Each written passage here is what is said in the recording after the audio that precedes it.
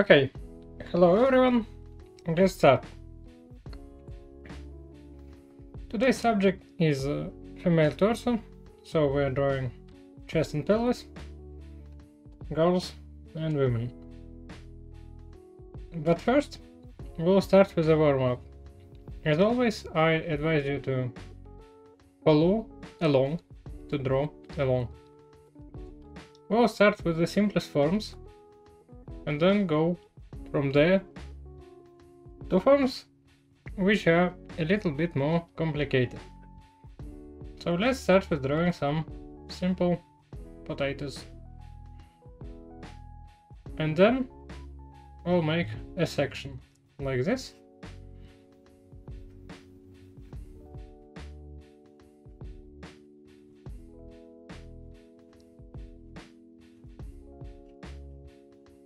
This is just a warm-up, just simple forms. Now that we did one simple sphere, we can connect two simple forms like this. We can once again use these sections to show the direction of the form.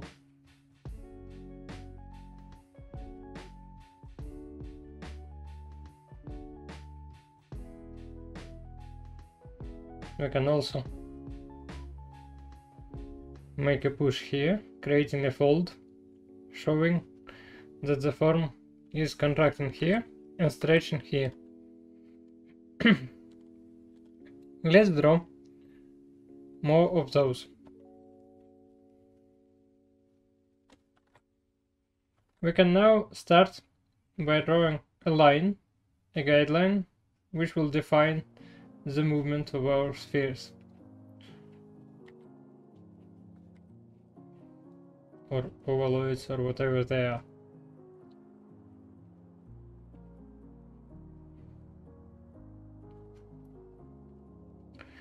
Because while my videos are usually about anatomy, this isn't what figure drawing is about.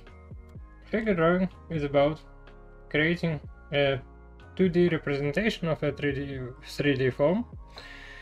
So this means that we need to work like a 3D software to have really good 3D thinking, and this means that we always work with shapes. And I did this in previous videos. I used guidelines, but I didn't talk much about it. And this is something I aim to correct in this stream. In this object, for example, I went for an extreme contraction.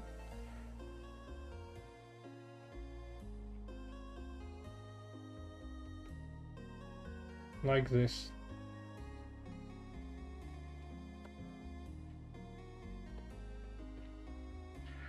Now we can also try to add forms inside the forms. Let's make another one. But this time we will start adding new shapes inside the already existing shapes. So we're making a form like this. So we have this long and thin shape and this spherical one on the bottom. Now we're adding sections.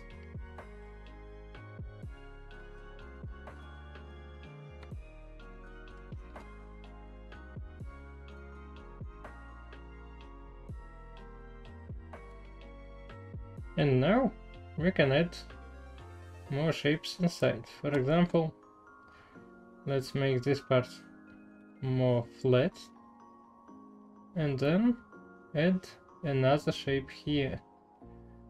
This one will be surface of a sphere, as if a sphere was installed inside this form.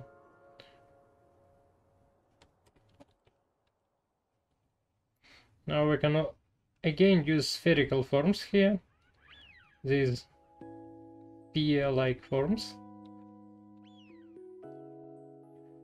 And again, we can use a section to show what is the form like here.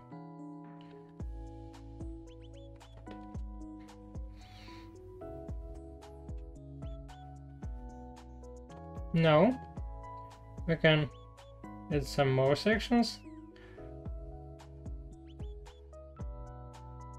and some more peer shapes.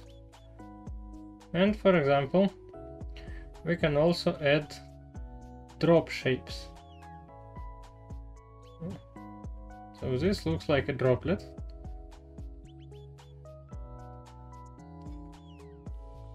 And this looks like a droplet like as well.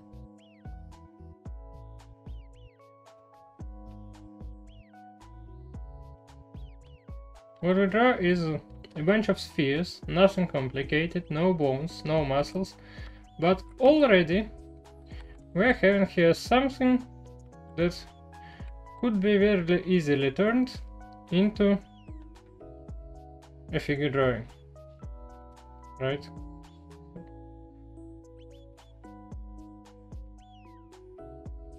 Kinda like this. Because of this, spheres are a very important element, a building block from which we build complicated shapes. Again, main things that we do with spheres, let's review, is that we can use these sections as if we were cutting it with a knife. We can use intersecting sections like this to have a feel of the form. Now the next thing we can do is to transform, to make it elongated or shortened. And this is something we did here, where the top form was the long one and the bottom form was the squished. Now we can use more complicated guideline to put our shapes on it. S curves work really well for this, but these and these work as well. And you can see that I used all three types of the curves in these drawings.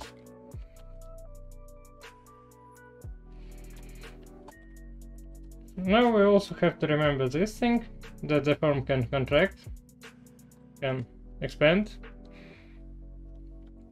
and that the folds may happen on the form.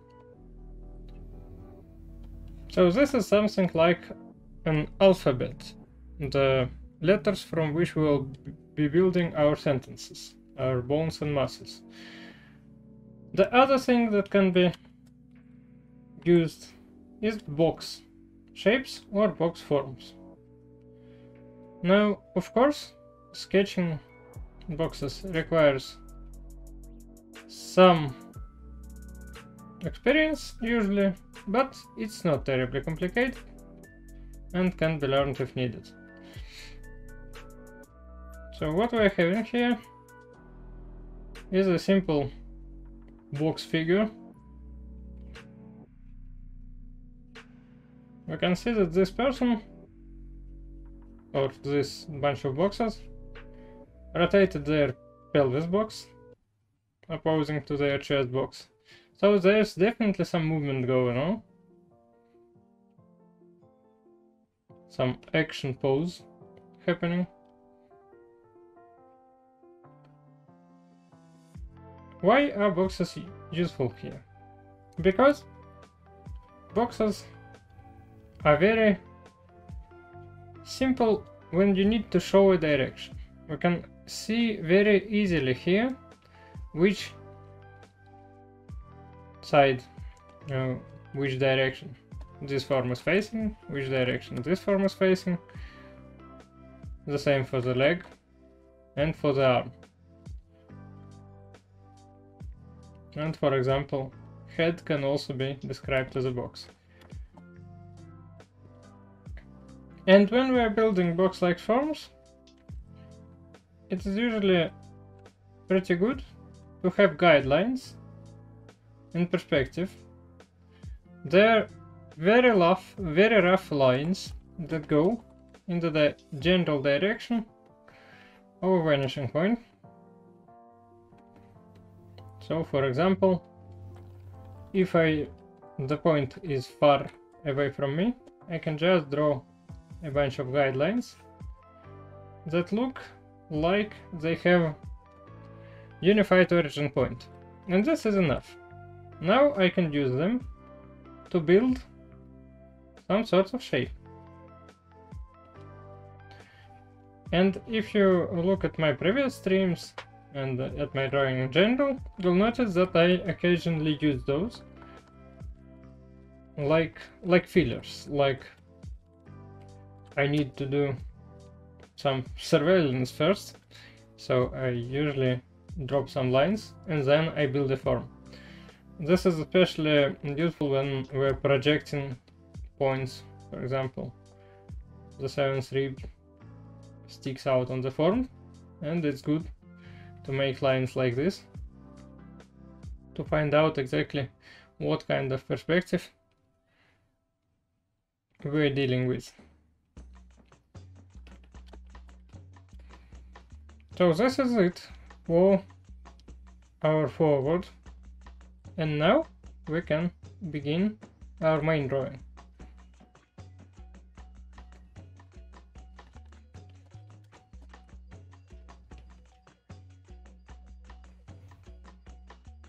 Wait a second, I need to clean this up.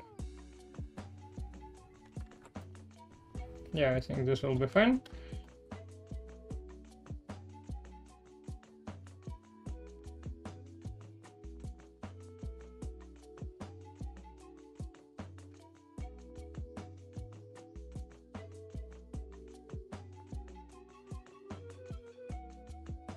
Okay, let's go. First we start with a guideline.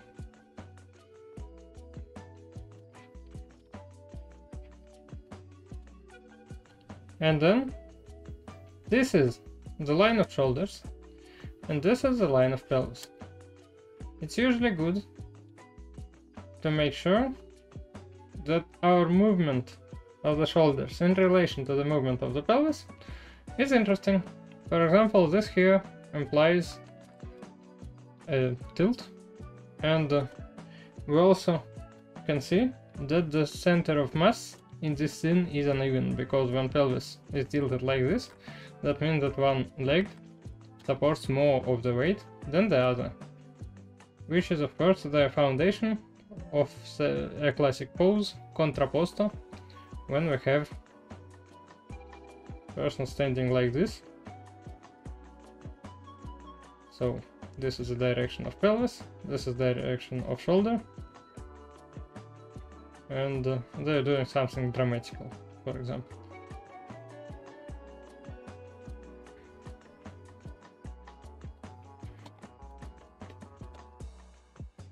Which is an important foundation, because you shouldn't really spam contrapposto, of course, but it's a good tool to learn the dynamism, to learn how to draw a dynamic figure. Because contrapposto achieves dynamism in a static form. We will discuss this in more detail when we start full figure, because one of the videos that I'm planning to make is drawing the entirety of figure. But first we need to kinda assemble the parts, and we have some more parts to learn about. We have neck, we have head, and head is a huge subject, so full figure isn't probably coming for quite some time. Although detailed knowledge of head isn't really needed, so we could start with full figure first. Anyway, for now I'm establishing main proportions, trying to see if it works. And per request, we will draw one arm like this in order to have a good look into the armpit, because I remember that it was requested.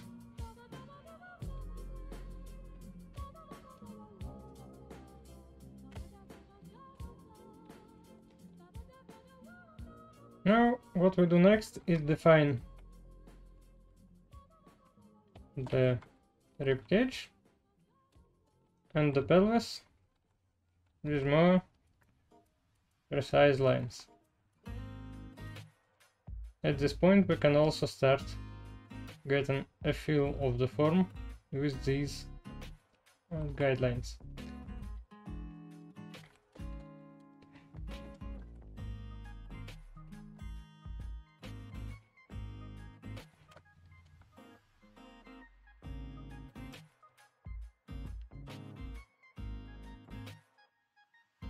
And we have to find the iliac crest on our figure, which is also tilted.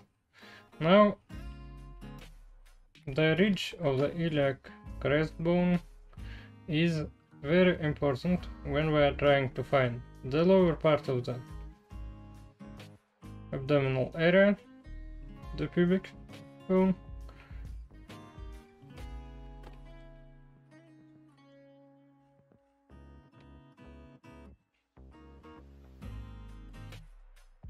basically everything, including this button, belly button, relies on us knowing the position of the 7th rib and the iliac crest. So we're adding our ribs, the frame of our rib cage.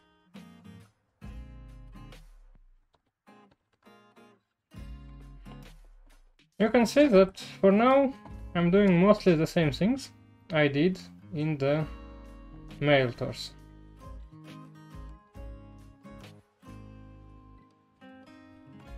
As always, we should remember that shoulders are a 3D form. They have a face that is on the upper part, the front face, the side face, etc. So we have to make it like a box. We can also try to find these clavicles and the neck projection point.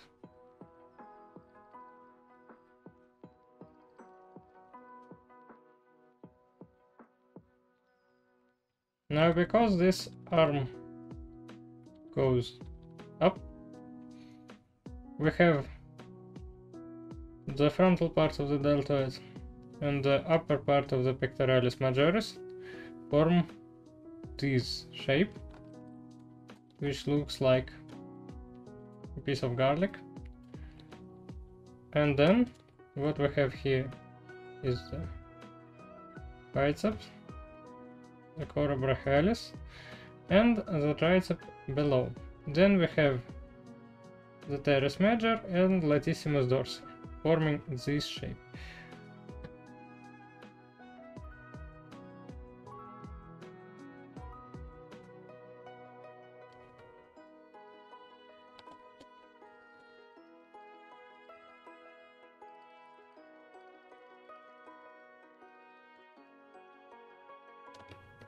But we will return to this later. Let's continue. The point at which our rib cage achieved maximum width, the 7th rib creates this bulge, and then we go down. Let's see if our form has good proportions. Seems like it does. And let's continue adding guidelines of different sorts and parts of the shape. Now, because our hands don't have the same position, we have this part of pectoralis majoris down low, and this part goes high.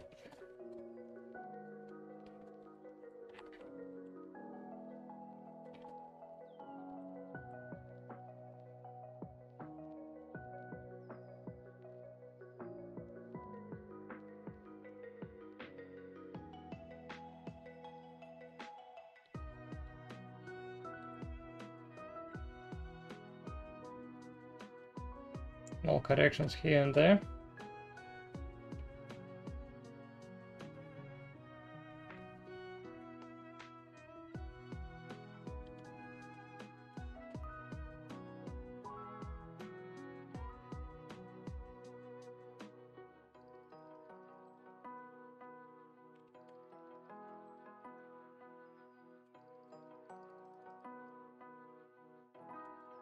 Okay, now that we have the basic shape, let's find the ups. And because the ups go like this, we have form that gets thinner in its upper part, like this. And then we have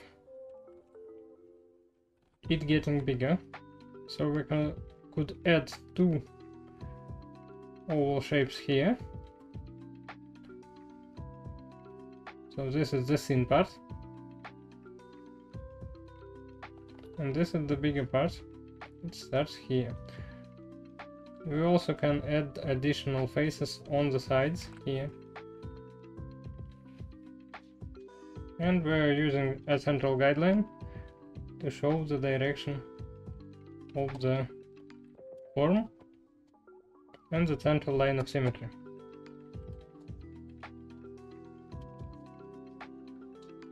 Now for the breasts, it's good to imagine them as these droplets and they're attached here on the upper side and here on the side. And because they go around curved form, they're not exactly showing form like this. Instead, they're going around this form, resulting in a different curvature here. Let's start by drawing another section here. It will allow us to imagine the movement of the breast on the form.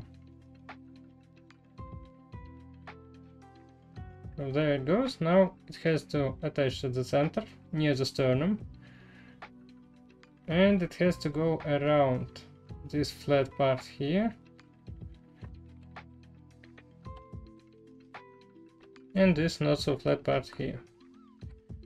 The same here, but however this one is being pulled upwards by the muscle of the chest, by the pectoralis majoris, and by the arm. So we're having this droplet-like shape going here, being pulled up. Let's see if I did too much asymmetry. No, seems like this is just a fine amount of asymmetry.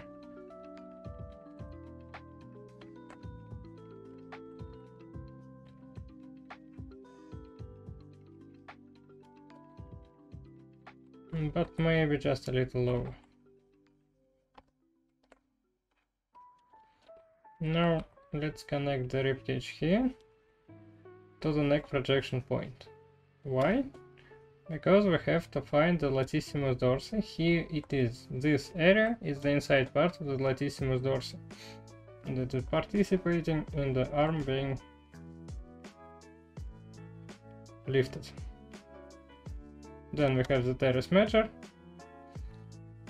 and the bicep and the tricep.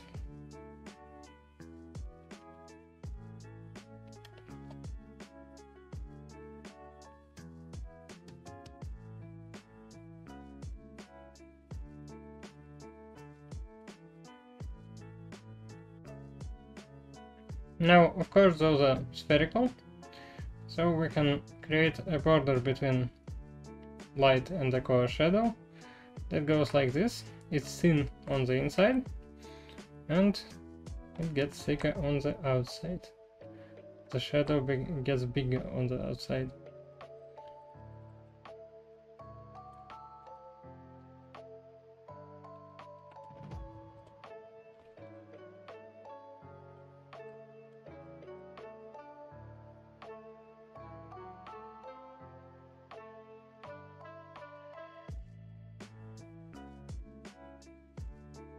Now once again, the abs on the upper part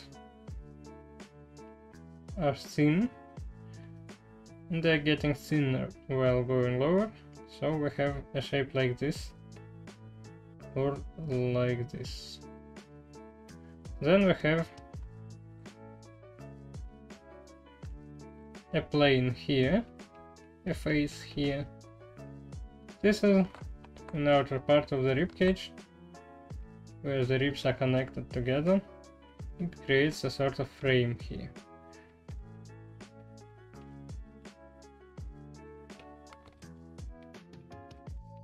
And then we shouldn't forget that the central line of symmetry is the guideline that we use to build our drawing. In this part is very visible because it's just an inner face of the abdominal muscle. The rectus abdominis segment.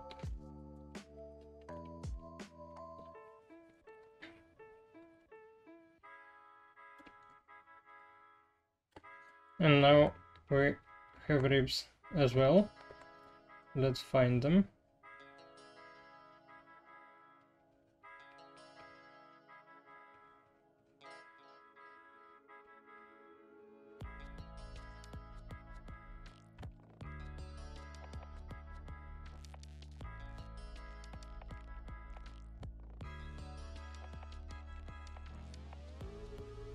Ribs can be defined just as these shadows, and then we're using guidelines in perspective to project this rib to the outside part.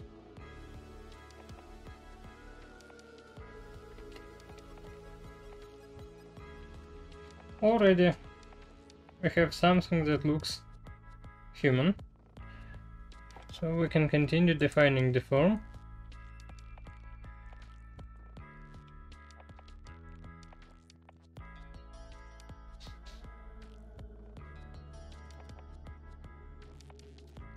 And we are moving towards the lower part of the abdominal muscle and towards the pelvis.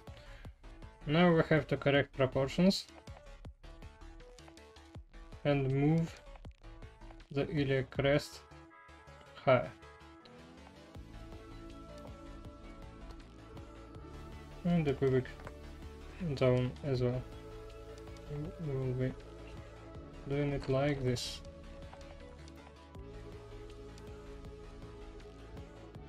Now what we have here is the external oblique. It goes here and attaches on top of the iliac crest, forming this shadow on the lower part of the external oblique. Let's also add faces, so the side face, the frontal face, to the external oblique. And because the external oblique is connected to the upper part of the ribcage, if the person were especially thin, we would see these strands here, and we will see them on the athletes sometimes.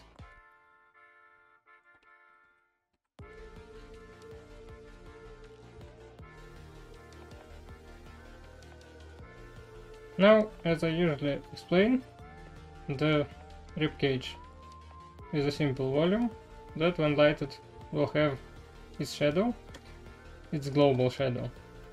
So we'll light it from here, which means that this part and this guideline will become the border between light and shadow,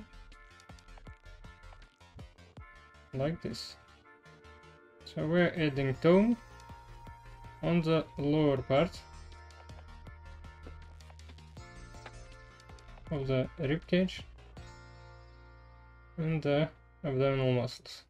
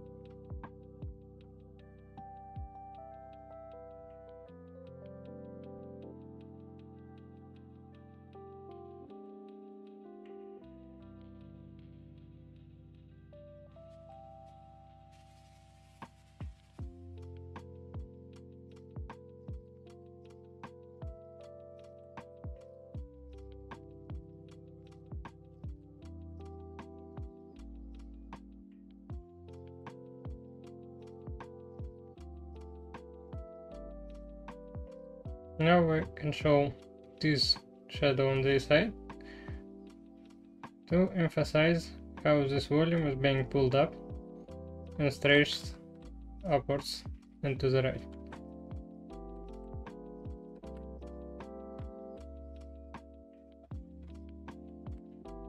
We will also make this connection weaker and the connection on the sides stronger, because we usually see a clear border on the lower part of the breast because it's being pushed by gravity against the form of the ribcage. But now that it's not, now that it's pushed upwards, we won't see such a strong border here. We'll see a soft border instead, which is why I'm using a razor.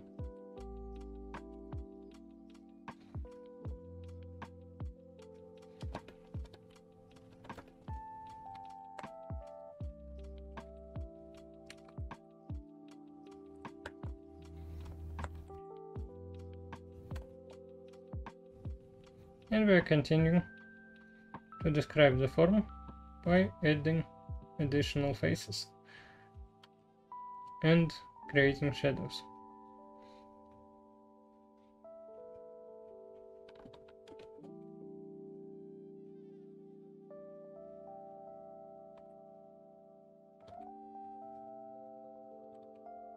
And sometimes cleaning up the drawing, because it's mostly a sketch and we need it to become something different from a sketch.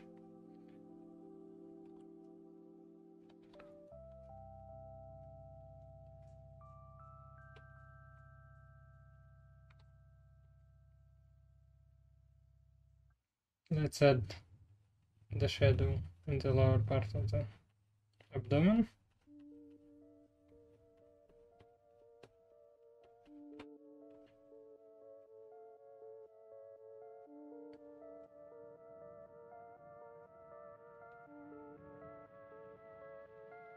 And describe the planes on the sides, so kinda like this.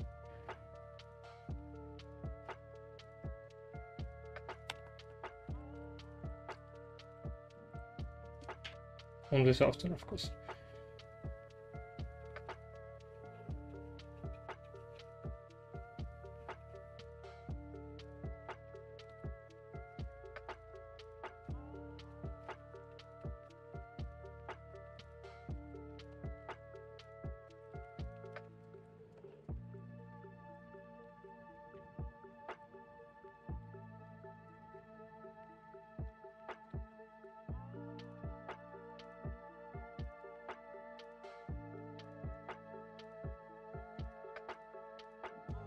Now, because we have the iliac crest position, we also know the sartorius muscle position, which means that we know the adductor longus position and can divide the thigh into two big forms, like this and like this.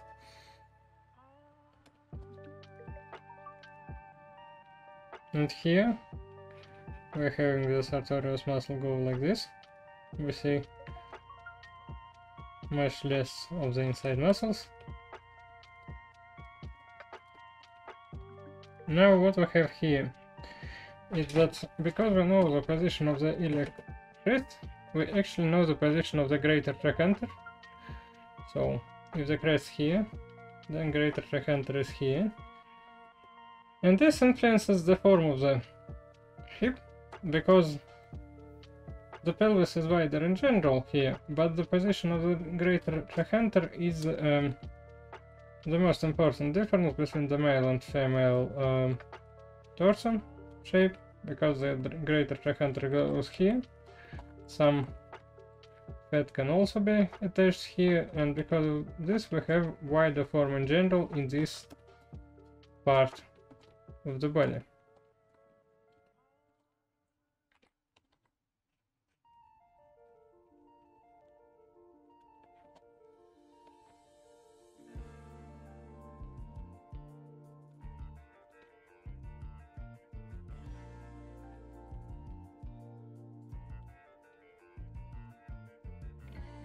Now let's polish this.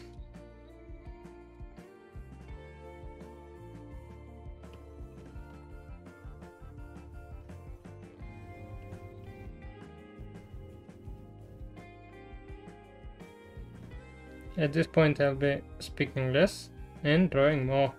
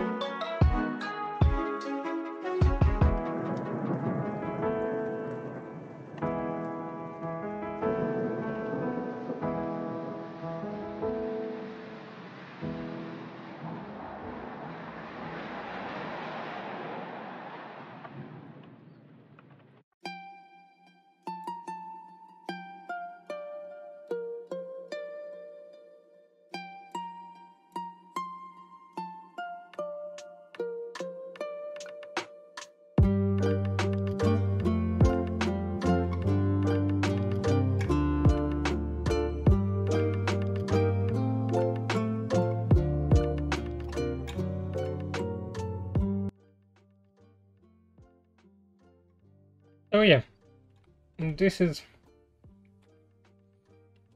now drawing general shape. Now we will clean up and finish.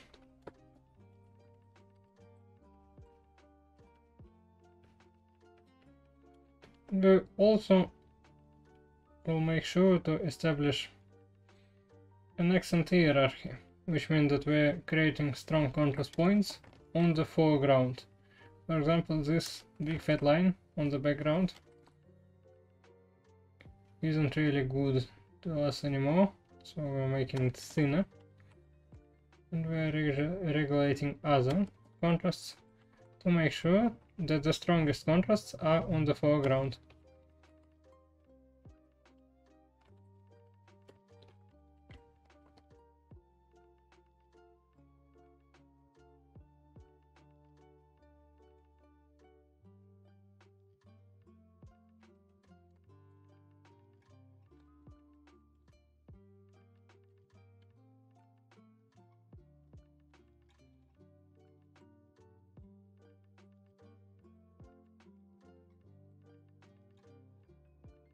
Forgot about this action.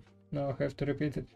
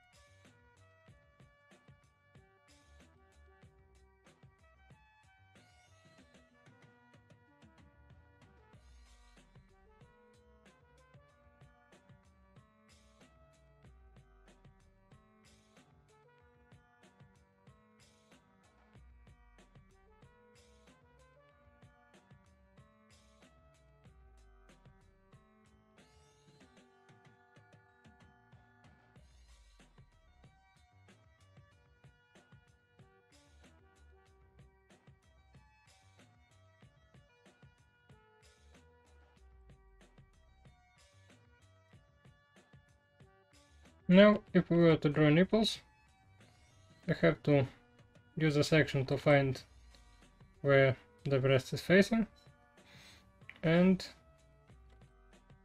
remember that the direction of the movement of the breast will stretch the nipple. We won't do them in any detail, just imply like this.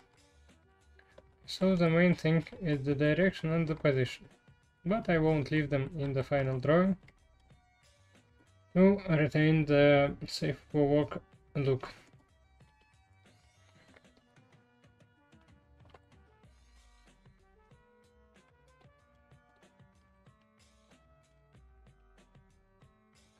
And there it is.